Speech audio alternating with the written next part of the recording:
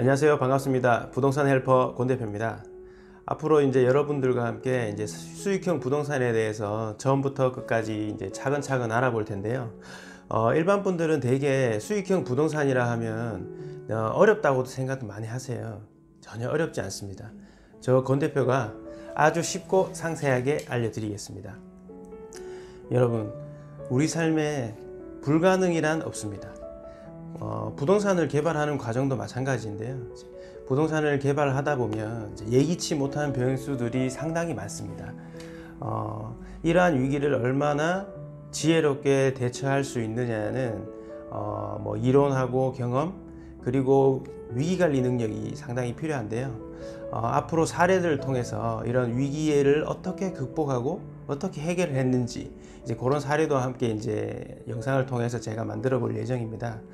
자, 그러면 수익형 부동산이라는 말을 많이들 들어보셨나요? 예. 보통 이제 용어는 많이들 쓰진 않죠. 수익형 부동산이다. 그냥 부동산인데 소위 이제 쉽게 얘기를 하면 이제 뭐 수익이 꾸준하게 낼 수 있는 부동산이다. 뭐 이렇게 볼 수도 있는데요. 그 종류에 대해서 한번 짚어보자면 뭐 간단하게 아파트, 빌라. 이게 왜 수익형 부동산일까 생각을 할 수도 있는데, 어떻게 보면 뭐 월세를 준다든지 아니면 이제 뭐 수리를 이제 살짝 해가지고 월세 준다. 빌라 같은 경우는 이제 그렇게 많이 하고, 아파트 같은 경우에는 저희가 이제 시세 차익을 목적으로 많이들 하잖아요. 근데 아파트나 빌라나 얘도 마찬가지로 이제 꾸준한 이제 임대 수익이나 이런 게 이제 올릴 수 있기 때문에 이제 이것도 뭐 어떻게 따져보면 수익형 부동산이라고 볼 수 있을 것 같습니다. 다음으로 이제 뭐 소위 이제 요 단계를 아까 아파트와 빌라의 단계를 넘어서면 보통 이제 상가를 이제 보시게 될 텐데, 그렇게 됐을 경우에 이제 제일 금액대가 저렴하면서 그 다음에 손쉽게 이제 접근할 수 있는 게 이제 여기 지금 보여드리는 구분 상가라는 겁니다.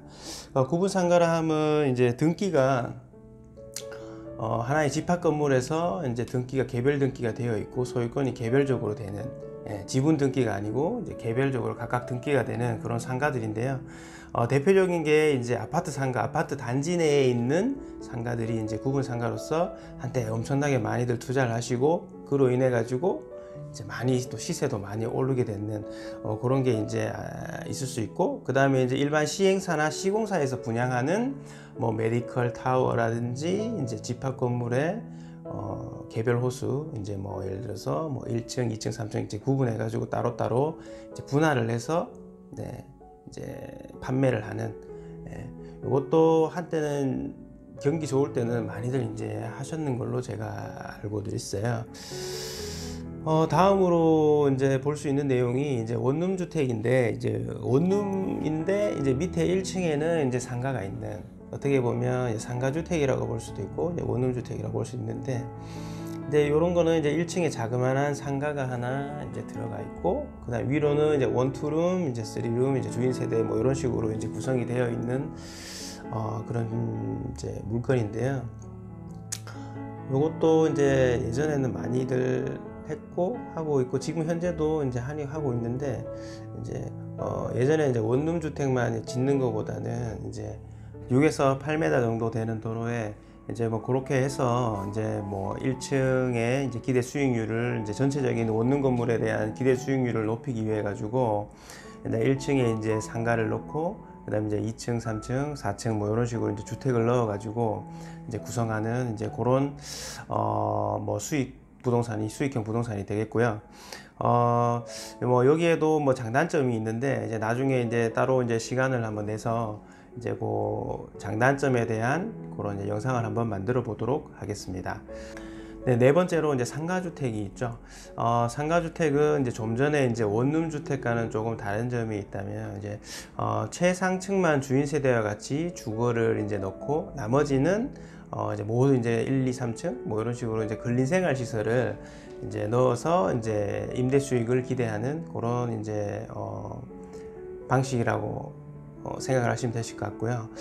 이제 원룸 주택과 이제 상가 주택이 둘 중에 이제 어떤 것이 유리한지는 지역적 뭐 위치, 현재 상황, 뭐 도로 관계 여부 종합적으로 판단을 해서 이제 결정해야지만 이제 낭패를 보지 않을 수 있습니다. 다섯 번째로 이제 많이들 얘기하시는 이제 꼬마 빌딩인데요. 이게 이제 수익형 부동산의 꽃이라고도 얘기할 수 있고, 이제 많은 분들이 이제 관심을 가지시는 그런 부분이라고 생각을 합니다. 뭐 이건 이제 상가주택도 그 다음에 저층 통상가도 모두 이제 해당되는 뭐 용어인데요.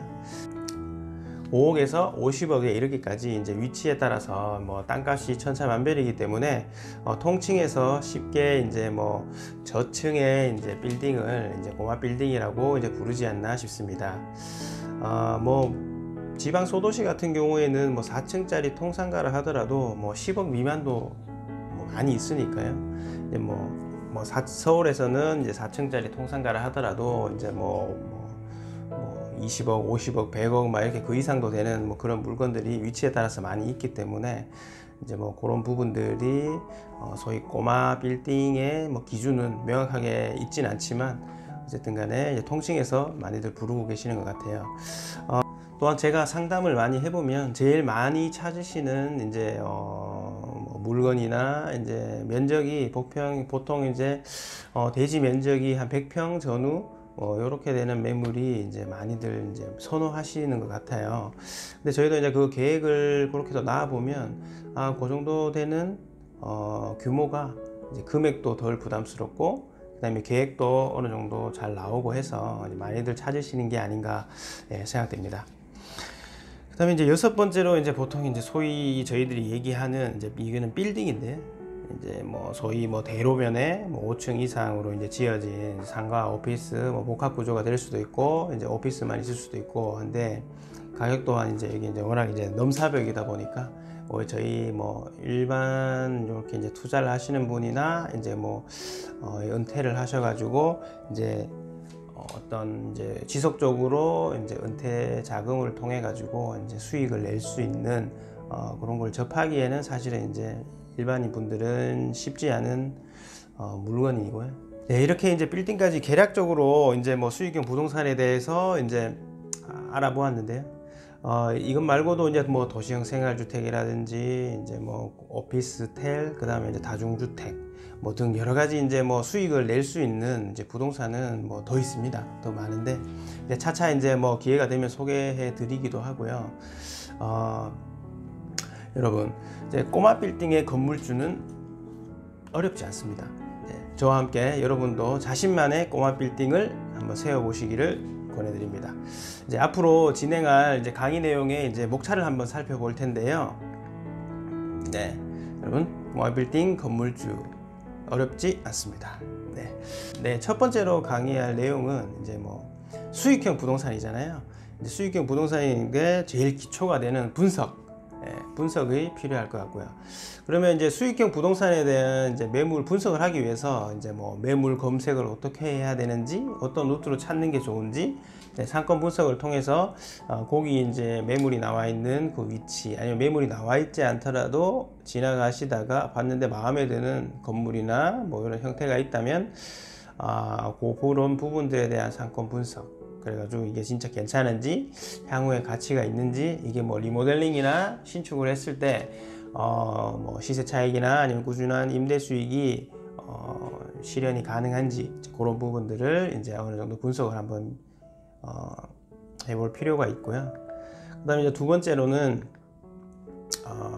그 매물이 있다면 그 매물에 대한 성격, 그 다음에 앞으로 나아가야 될 방향을 검토해서 여기에 위치해 이 땅은, 아니면 이 건물은 이 방향으로 나가야 되겠어, 저 방향으로 나가야 되겠어, 이거 무엇 때문에 이렇게 나가야 되겠어 하는 방향 설정이 반드시 필요합니다. 그래서 이제 그런 매물들이 이제 뭐 만약에 시중에 나와 있다면, 아니면 이제 마음에 드는 곳이 있다면, 그 매물에 대한 상권 분석이 끝나면 그러면 이 매물을 어떠한 방향으로 검토를 해서 얘는 어떤 방향으로 진행을 해야 되겠다, 뭐 예를 들어서 리모델링을 해서 이제 수익률 세팅을 다시 할 건지, 아니면 이제 이제 철거를 하고 신축을 해서 하는 게 더 나은지, 아니면 기존에 있는 상태를 그대로 이제 돌려가지고 하는 게 나은지, 이제 그런 부분들에 대한 이제 검토가 필요할 것 같습니다.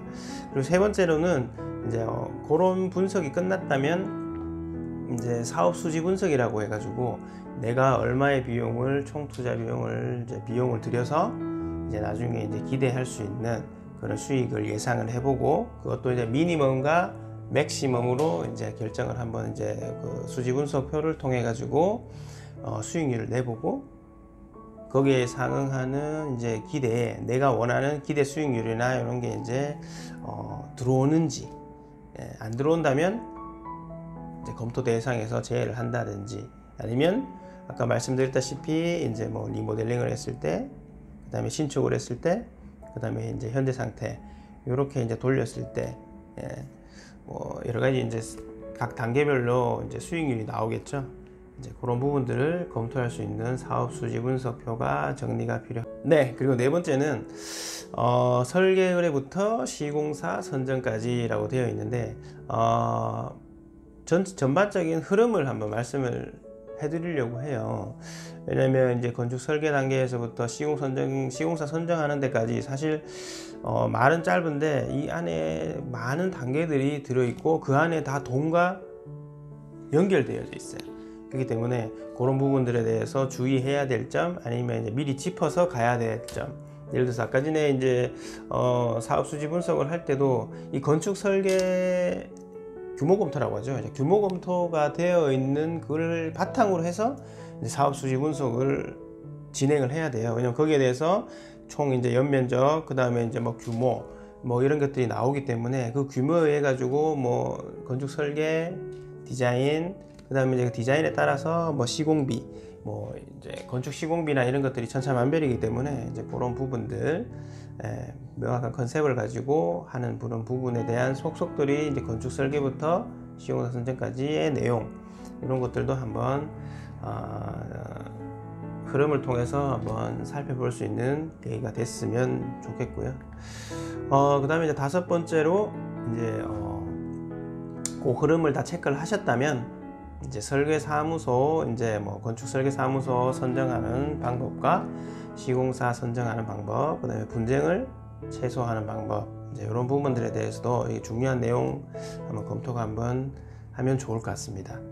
이런 부분들에 대해서 사실은 분쟁이 많이 일어나요. 이제 뭐 처음에 생각했는 단가, 그 단가가 서로 이제 명확하지 않으니까 서로 주장하는 바가 다르니까 그게 이제 또 분쟁이 생기고, 그러다 보면 중단이 되고, 그러면 서로 코스트 비용이 이제 손실이 되고 올라가고 비용 발생이 되고, 그러다 보면 이제 뭐 재판으로도 가고 뭐 소송도 가고 뭐 이렇게 하던데, 그런 부분을 최대한 이제 줄일 수 있게끔 이제 사전에 미리 검토를 해서 이제 꼼꼼하게 챙긴다면 저런 문제는 아마 충분히 최소한으로 이제 줄일 수 있지 않을까. 이제 저희도 이제 그런 부분들이 많이 있는데 이제 그때 상황에 맞게끔 협상을 하고 협의를 하고, 그 다음에 이제 다음에는 이제 또 그렇게 하지 않고, 그래서 뭐 계약서에 명문화 시켜 놓는다든지 이제 그런 부분들 한번 차근차근 한번 살펴보도록 하겠습니다. 그리고 이제 여섯 번째로 이제 설계 단계가 끝나면 이제 우리가 이제 실시 설계 도면이 있고 계획 설계 도면이 있고, 그다음에 이제 첫 번째 이제 뭐 한 장 정도로 나오는 이제 규모 검토 정도 하는 이제 도면이 있는데, 우리가 사업 수지 분석을 할 때는 이제 규모 검토 정도 되는 한 장짜리로 해가지고 전체적인 이제 연면적, 그다음에 이제 계획, 뭐 그런 걸 가지고 이제 사업 수지 분석에서 끝나면 규모 검토에서 검토를 하고, 그 다음에 이제 또 이게 이제 사업이 괜찮다, 진행이 가능하다 하면 이제 기본 설계를 하게 됩니다. 이제 기본 설계를 하면 기본 설계 어느 정도 끝났다는 거는 허가 넣을 수 있는 정도의 이제 설계 도면이 거의 나왔을 거예요. 그래서 이제 실질적으로 이제 허가를 넣으려면 이제 저희가 이제 실시 설계 도면을 그려야 되는데, 실시 설계 도면으로 이제 보통 우리가 견적을 받으면 좋긴 한데 시간이 항상 촉박하다 보니까 계획 설계 도면으로 이제 뭐 가견적을 받기도 하고, 그 다음에 이제 뭐 시공 견적을 받기도 하는데, 제일 좋은 거는 사실 실시 설계 도면, 실시 설계 단계에서 이제 시공 견적을 받는 게 제일 좋습니다. 이제 뭐 시공업체 여러 군데를 해서 이제 받아보고 이제 비교 검토하는. 근데 이제 시공 견적을 이제 받았을 때 여러 가지 이제 또 형태가 많아요. 이제 뭐 견적서 형태로 주는 데도 있고, 세부 내역서를 뽑아가 주는 데도 있고, 뭐 여러 가지가 있는데, 그거는 견적을 의뢰하시는 분이 이제 명확하게 의사 전달하시면 됩니다. 예, 이제 그런 부분들도 한번 시공 견적이 이제 왔을 때, 이 업체는 이래서 안 돼, 이래서 저래서 안 돼, 기본적으로 걸러내는 방법.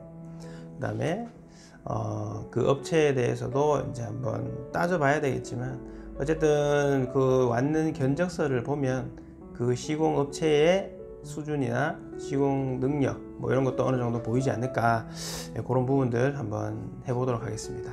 그리고 7번째로 이렇게 검토가 끝났다면 이제 선정을 해야 되겠죠. 그럼 선정을 하고 나면 이제 계약서를 작성을 해야 되는데, 아까 이제 앞전에도 말씀드렸다시피 계약서 선정하는 단계에서는 사실 그 예기치 못한 상황들이 많기 때문에, 그런 부분에 대해 어느 정도 예상이 되는 부분들, 이제 그런 부분들은 미리 우리 그 특약사항에다가 이제 뭐 시공 특약사항이라든지 이런 부분에 명기를 해서, 그런 계약서 이제 작성 요령과 이제 하자 분쟁을 사전 예방할 수 있는 그런 문구 내용들을 이제 앞으로 한번 다뤄보고요.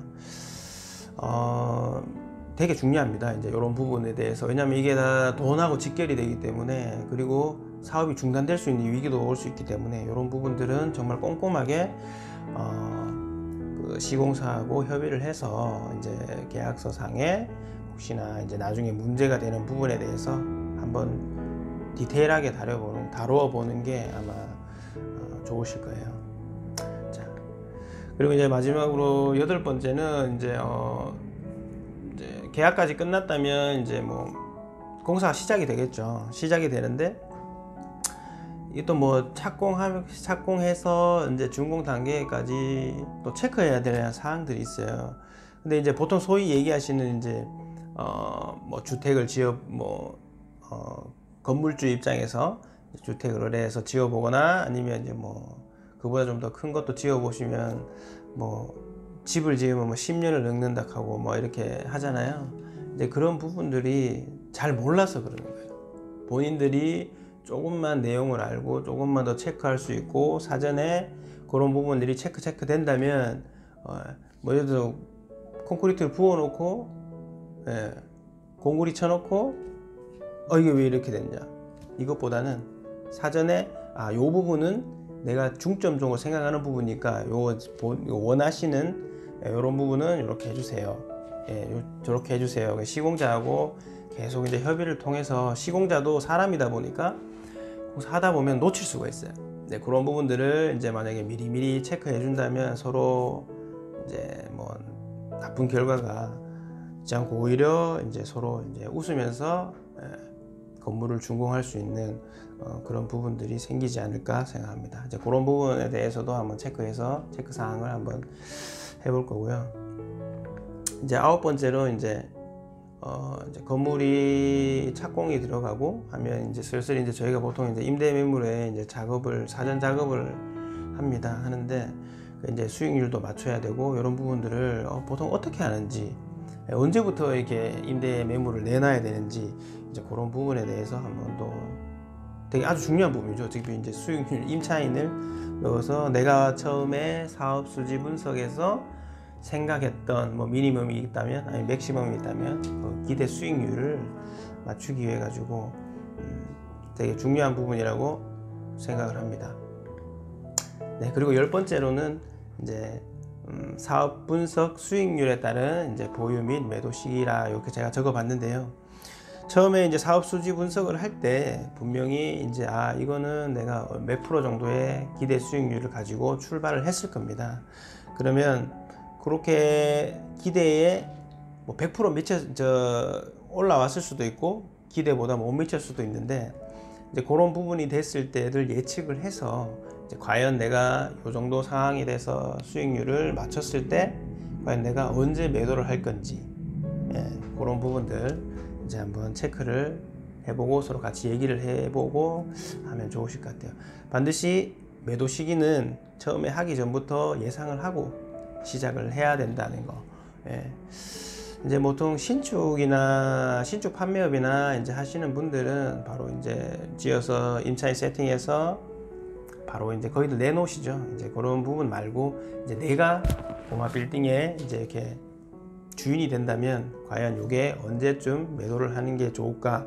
내 자금 사정, 내 보유 현황, 뭐 다른 건물들도 있을 수도 있고, 그다음에 뭐 매각해야 되는 건물도 있을 수도 있고, 뭐 그렇기 때문에 본인에게 맞는 이제 매도 시기를 정하면 좋지 않을까 해서 이렇게 적어봤습니다. 네, 그리고 11번째는 이제 마지막이죠. 이제 뭐 매도 시기가 정했으면 이제 임차에 매년 기대 수익률은 나오고 있는 거고요. 그 다음에 이제 매도 시기를 정했을 때 이제 얼마 되는 가격에 수익을 이제 실현할 건가. 그것도 이제 처음에 이제 기존 수익 매도 시기 정하고 수익률 분석할 때 보통 그 이제 많이들 이제 예측을 해 놓죠. 그래가지고 그래서 뭐 차익을 5억을 남기겠다, 10억을 남기겠다, 뭐 3억을 남기겠다. 예.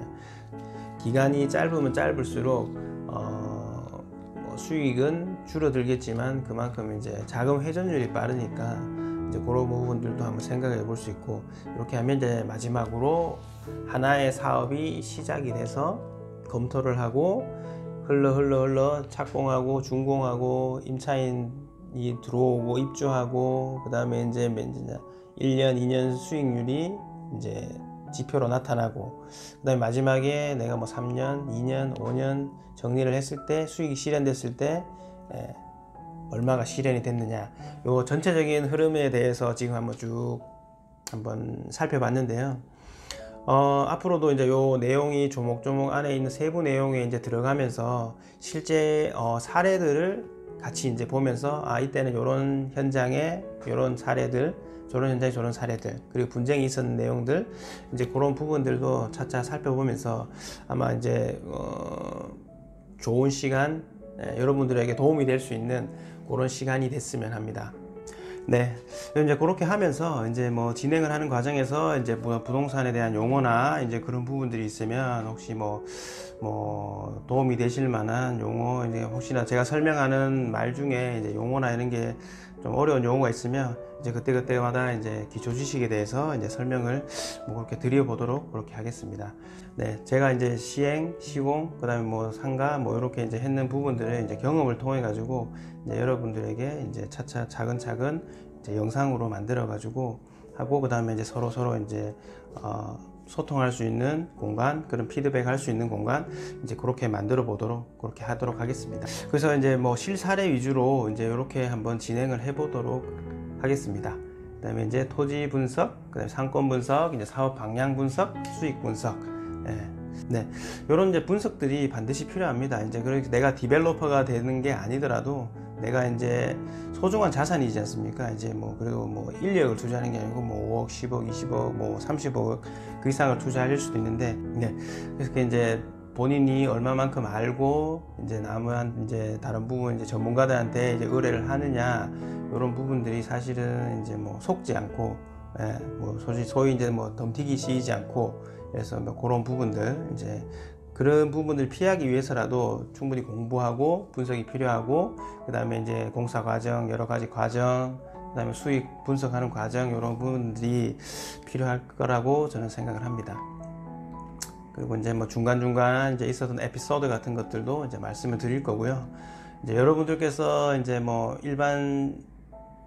일반적인 내용에서 뭐 몰랐던 사실, 뭐 그런 부분들도 제가 이제 말씀드릴 기회가 있으면 이제 그런 부분들도 이제 팩트를 체크를 해서 말씀을 드려보도록 하겠습니다. 부족한 내용이지만 오늘 이 시간 이제 시청해 주셔서 대단히 이제 감사드리고요. 네, 이렇게 이제 앞으로 쭉 이어나갈 수 있도록 이제 노력해 보도록 하겠습니다. 네, 감사합니다.